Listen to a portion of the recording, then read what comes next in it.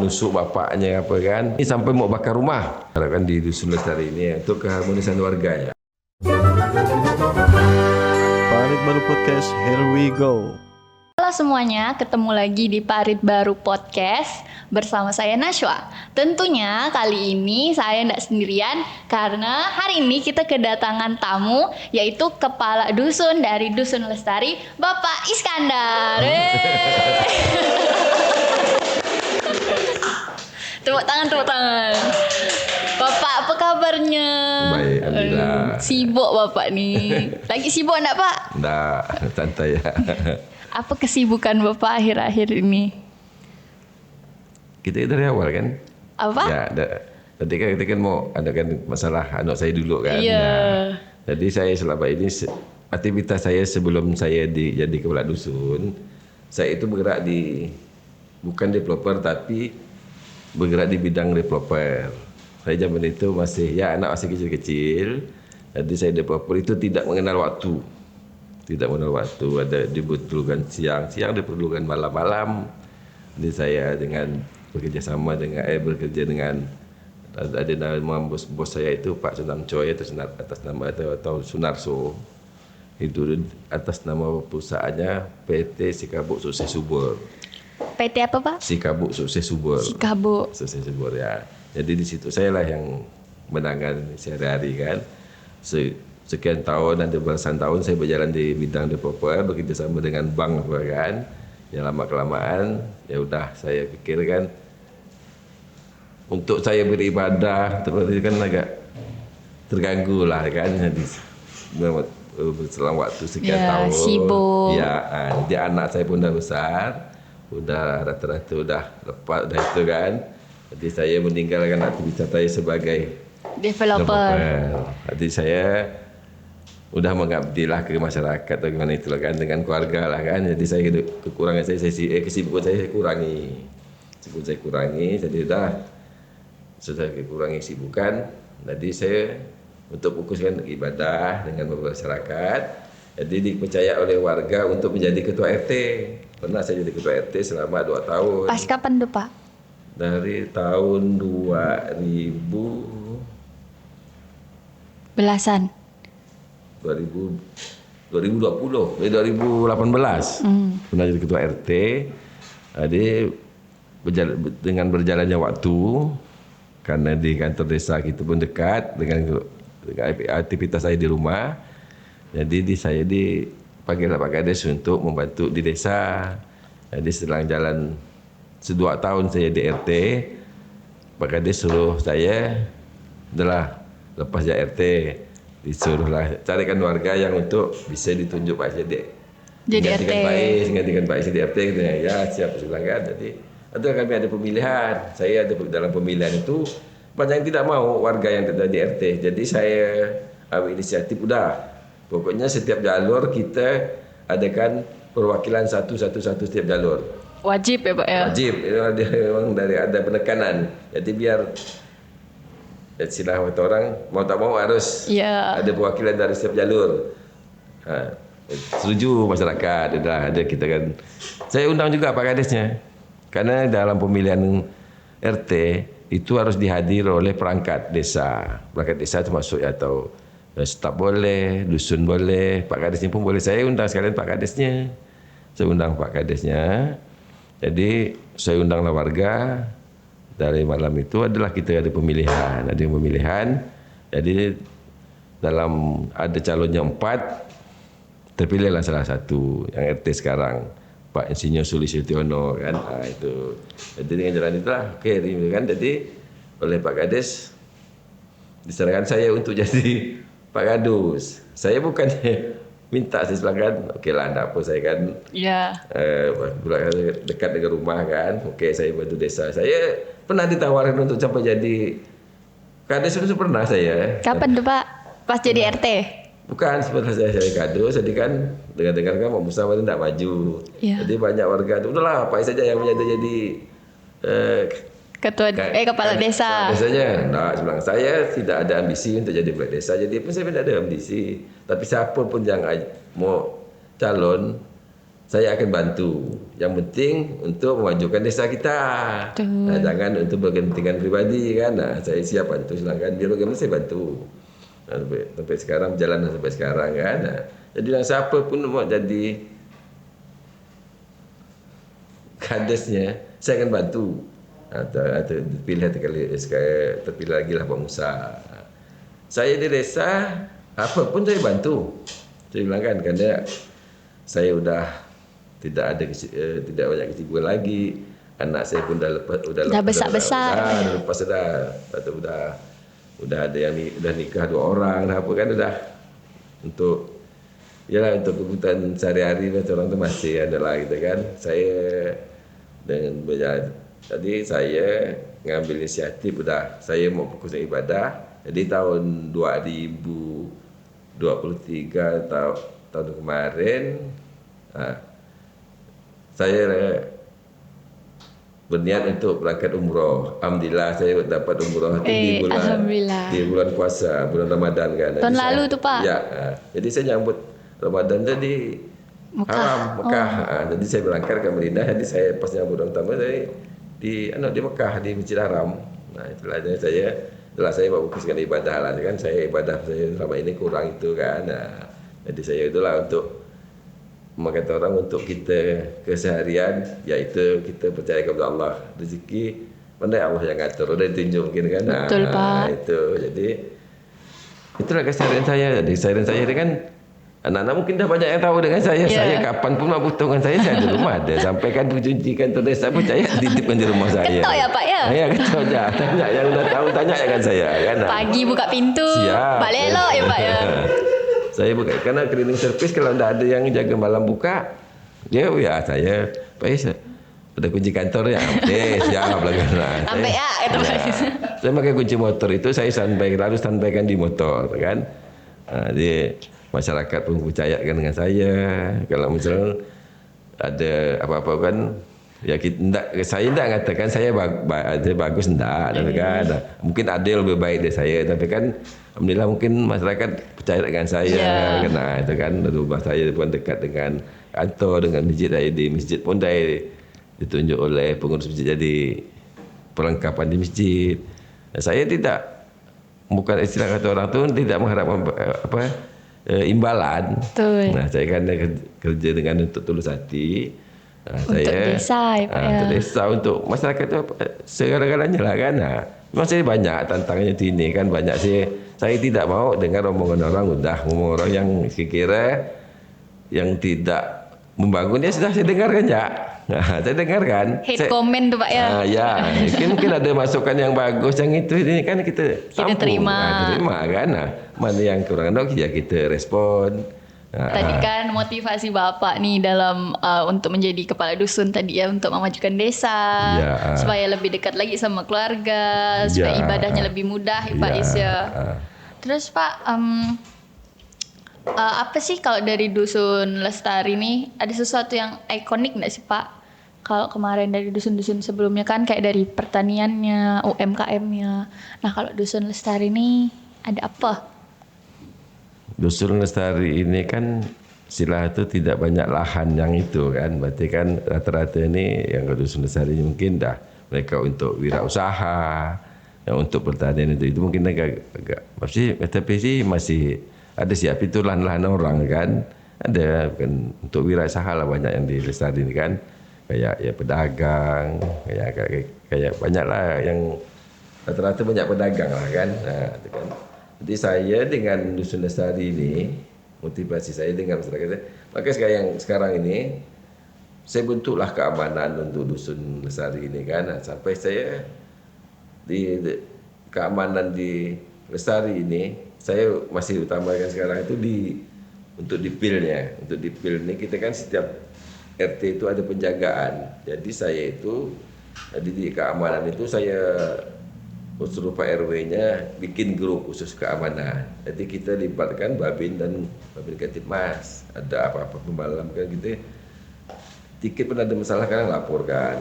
Kita tidak bisa kita tangani, kita minta bantuan karena saya alhamdulillah ada di Dusun Lestari ini masyarakat itu masih percaya. Saya udah nangani orang itu yang malam lah rata-rata yang orang ni nak dikatakan orang itu stres mungkin. Ada yang ada orang itu sampai mau nusuk bapaknya apa kan. Udah, itu saya bawa dia di rumah sakit Sungai Bangkong itu jam 2 malam. Oh, bapak sendiri yang Saya yang antar? bawa sendiri. Saya bonceng pakai motor. Saya minta kawan kan dengan kawan dengan kawan saya 2 orang di belakang. Sampai ada yang masyarakat kan, ini nih Pak Iskandar ini sama orang gila dia bawa pakai motor kan. Tapi saya kan niat saya kan memang mau bantu beliau. Iya, yang penting selamat ya Pak ya. Selamat. Jadi dalam perjalanan itu kita cara nangani orang yang stres itu dalam perjalanan kita jangan panik, jangan kita diam. Jadi sepanjang jalan tu kita ngobrol. Sampai di tempat tujuan kita ajak dia ngobrol. Kita ajak dia ngobrol terus. InsyaAllah. Walaupun nyambung tak Pak? Ya kita kalau dia ngomong tak nyambung kita iyakan aja. Itu kita iyakan aja. Yang penting kita tadi ni untuk jadi dalam yang penting kita aman, dia aman. Jadi dalam perjalanan ini kan dia ada bertanya. Saya tawarkan nak beli rokok, beli ini itu kan. Dah siapa kan. Jadi dalam perjalanan itu dia kan tanya, kita mau ke mana ni Pak Is? Iya, Bapak jawab ke mana? Saya bilang kan kita ke rumah sakit. Kita periksa tadi kan abang ni kan nak injak-injak oleh adiknya kan. Dia injak itu kan kita periksa dulu bilang kan. Dia bawa ke Sungai Bangkong. Okey dia ikut apa kata saya dia ikut. Okey bawa Sungai Bangkong, lalu periksa dia apa, diikat dia. Sampai pas di motor diikat? Enggak, waktu dia sampai di rumah sakit, dia sudah periksa itu, dia tu diikat takut berontak. Jadi dia waktu dia diikat, dia manggil saya tu main tak tega. Dia bilang, ini ada apa ni Pak Is kok diikat? Bukan, saya bilang kan. Ini kan mau disuntik. Tadi kan habis itu kan adikmu kan. Nanti kita mau disuntik kan apa kalau ada ikat, nanti kalau disuntik jarum patah kan risiko dia bilang kan. Oh iya Pak Is kan. Dengar alhamdulillah dengar apa kata saya omong kan. Okey sudah jadi dia enggak di dalam perjalanan kami ke rumah sakit, adiknya ikut, adiknya mah anggota juga, tapi kan saya bilang kan adiknya kamu jalan duluan tapi kan kamu jangan nampak kan. Ya nanti malah ribut lagi. Jangan nampak kan muka dengan abangmu ini biar saya ngurus lah. Okey pokoknya kan administrasi apa di rumah sakit kamu urus sudah ini kan. Sampai itu kan akhirnya dah disuntik apa diikat ya mungkin tidur ada gitu ini kan sampai jam 4 subuh saya itu. Jadi dari pihak rumah sakit pesan dengan saya, Pak kalau bisa jangan dikunjung keluarga dulu selama 1 minggu. Lama ya Pak Is 1 minggu. Jangan dikunjung keluarga dulu. Jadi mamanya ini kan tak sampai hati. Dia naklah dikunjungi mak. Tapi sih alhamdulillah. Jadi sekarang alhamdulillah orang ini nih udah sembuh total. Udah bisa berkomunikasi. Udah, sekarang udah bagus. Dia sekarang nge-grab. Dari kerja malah ya Pak. Udah kerja, udah ada istri lagi kan. Dulu istri udah berantakan. Alhamdulillah sekarang. Saya pikir tadi ini dia dendam dengan saya. Alhamdulillah. Saya ketemu saya tidak pernah dia tegur saya. Salam loh gitu. Alhamdulillah. Jadi itu yang pertama. Yang kedua, warga saya juga. Anaknya ini sampai mau bakar rumah. Ngapa pula? Sama kayak gitu. Dia nih mahasiswa. Banyak tekanan. Ya, bukan. Dia ni kan dalam kesehariannya ni, kalau dia nonton HP, laptop itu, dia banyak nonton film yang gimana sih, yang keras itu. Oh, yang kelahi-kelahi gitu yang ya. Yang kelahi, yang itu. Jadi kan mungkin terpengaruh. Enggak tahu saya. Jadi kan malam itu oleh Pak RT-nya nelpon saya. Saya lagi ada aktivitas di Danau Sentarum. Ditelepon saya itu. Pak Is gini, tolong Pak Is gini kan. Jadi mamaknya dah ketakutan, udah nangis. Sampai mau bakar rumah dia itu, anaknya itu. Tertekan kali. Banyak pikiran. Jadi malam itu pulang saya. Telepon Babinsa ataupun Babin. Jadi pemadam. Bukan Babinsa doang. Sama Babin Kadipnas. Oke. Nah, jadi udah sampai ke lokasi. Jadi Pak Is tolong Babin jangan sendirian. Kalau bisa bawa anggota. Dari Babin ini bawalah anak Spartan 4 orang. Ramainya Pak Is. Karena itu rumah itu tidak bisa ditengok orang tuanya. Jadi saya suruh anak Spartan tadi ini ketuk pelan-pelan pintu rumahnya. Biar dia buka, jangan sampai dia itu kan. Udah diketuk, alhamdulillah dibukanya pintu. Dia aktivitas sehari-hari ini. Jadi Babin pun tanya saya, mau kita kemana kan ni Pak Is? Pak Is? Saya bilang, saya dah pengalaman sekali. Kita bawa di Sungai Bangkong, saya bilang kan. Jadi siapa yang mau bawa ni? Okey, bilang kan. Saya ada Pak RT-nya, ada tetangganya, Pak Is, pakai mobil saya. Tapi Pak Is yang bawa, jangan saya yang bawa, katanya. Jadi, mereka kata, tak apa-apa, saya bilang, tak usah, saya takut dia dendam dengan saya nanti, katanya. Jadi dalam perjalanan itu, Pak RT ikut saya, bilang kan. Jadi Babin kata, Mas ikut. Babin San dengan Babin kata, ikut di mobil. Okay. Malam saya bawa ke Sungai Bangkong, dah periksa itu ini. Sampai teriak-teriak apa dia. Sampai sana, akhirnya dalam 2 hari, kalau 3 hari kalau tidak ada perubahan, kita kirim ke Singkawang katanya. Dari Sungai Bangkong, telepon ke keluarganya, suruh urus BPJS dibawa ke Singkawang. Bawa Singkawang, alhamdulillah setelah perawatan di sebulan di Singkawang, alhamdulillah sekarang udah bagus, tapi masih konsumsi obat. Jadi konsumsi obat itu tidak harus minimal 6 bulan. Tapi alhamdulillah anak itu, dia mamanya sampai terima kasih saya. Saya tidak ada, dia pesan, dah Pak alhamdulillah anak saya dah itu ini dah sadar. Kadang dah bagus di rumah, tidak ada itu ini lagi lah. Itu pengalaman saya yang paling itu 2 itulah. Orang gila saya malam-malam lagi. Malam-malam lagi saya bawa, itu bukan siang malam. Jadi malam yang kedua, yang pasien kedua itu sampai jam 2, jam 3. Bawa selesai kami dia. Itulah bertunggu soalnya kan, harus ditunggu. Tunggulah sampai selesai administrasi apa. Mamaknya bilang, "Pai, saya dah nyusul belakang yang pakai motor." "Tak apa-apa, ikut saya. Tak usah, saya tidak berani, Pak." Saya dah okeylah. Saya ni kan dalam perjalanan tu saya diajak ngomong, mereka kata dia Babin dengan Babin Sa ini bagus juga. Dia ajak komunikasi, ini apa salah saya Pak gitu gini dah. Orang stres kan banyak pertanyaan begini. Ada ya bahan pertanyaan yang dikeluarkannya itu. Apa Pak yang paling pertanyaan yang paling Bapak ingat? Yang saya paling katanya, apa kesalah saya Pak? Berapa tahun kena saya Pak? Saya kan itulah saya kan. Apakah saya ni harus mau di penjara ke Pak nanti kalau di penjara saya nanti anak tu ada boleh solat tak Pak? Tapi itu yang saya paling itu saya ingat benar itu bertanya sampai Babin itu. Inilah sebilang pengalaman luar biasa bilang kan. Kalau pengalaman yang lain-lain itu masalah yang ribut rumah tangga biasa. Pernah tak Pak tapi ribut rumah tangga biasa kita kena sebagai kita tetap ditelepon sampai siang-siang itu juga akan ada masyarakat beribut anak dengan bapak itu ni, tolonglah Pak segini-gini lah. Okey bilang kan. Jadi pengalaman saya ni dari rumah tangga orang. Jadi saya dah berfikir bukan saya ni bukan. Tapi mungkin saya ni orangnya bukan kata saya ni suka nak nolong orang, tak. Saya ni memang suka gitu-gitu kan. Dia suka kan. Saya memang terus terang saya kok malam. Saya kan tak ada. Saya memang malam saya keluar. Jalan-jalan? Tak di komplek lingkungan. Oh keliling. Nongkrong di mana lah itu kadang jam 1, kadang jam 12 baru pulang kan. Jadi oleh anak-anak keamanan itu masuklah saya di grup keamanan. Dia ada apa-apa lapor keamanan ini kan. Jadi pengalaman saya itu. Jadi pengalaman saya selama saya di lingkungan yang paling itulah tadi saya nangani orang stres itulah yang saya. Yang lain sih masih bisa lah gitu kan. Masalah orang rumah tangga itu biasa saya pikirkan. Orang sampai terus saya bilang tadi sampai orang masyarakat kata ini orang gila bawa orang gila. Bilang kan saya orang gila. Bayangkan saya bonceng pakai motor tuh bukan dia mobil. Saya bonceng pakai motor bilang kan saya takut dia itu ini dengan saya bilang saya peluk saya kuat-kuat kenapa takut jatuh bilang kan. Dia peluk dia. Makanya itulah bilang tadi dalam perjalanan tu kita ajar dia komunikasi terus. Jangan sampai tujuan baru kita berhenti aja komunikasi. Betul. Kalau diam nanti dia mikir ke mana-mana Pak ya.